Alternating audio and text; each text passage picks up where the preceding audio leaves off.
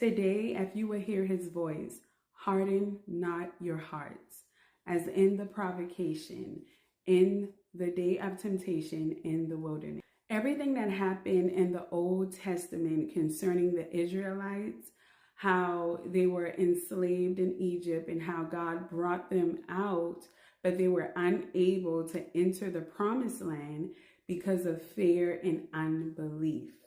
Everything that happened is literally repeating itself, but today is in a more spiritual sense. A physical land of rest, a land flowing with milk and honey was promised to the Israelites.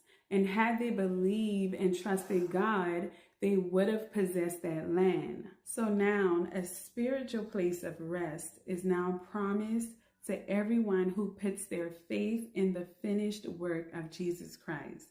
A place where all of your striving and performing to earn salvation has ceased. So all of your striving and performing to earn salvation is now replaced with you simply responding to the work of the cross, because the work of the cross is the only work that saves. The Israelites were enslaved by the Egyptians for many years.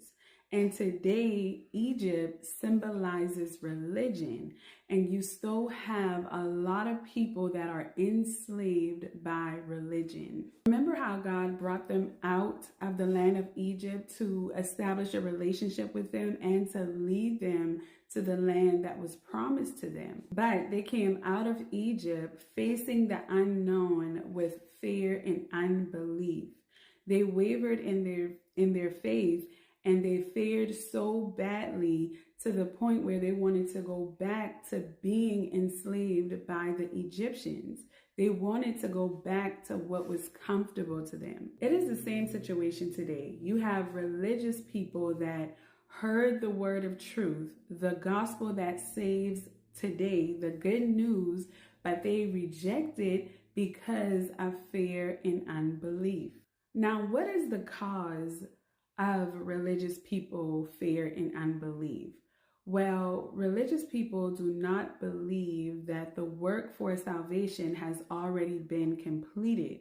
They don't believe that Jesus Christ's death, burial, and resurrection is the finished work for salvation.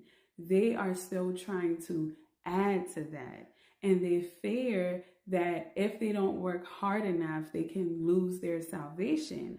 But salvation is not received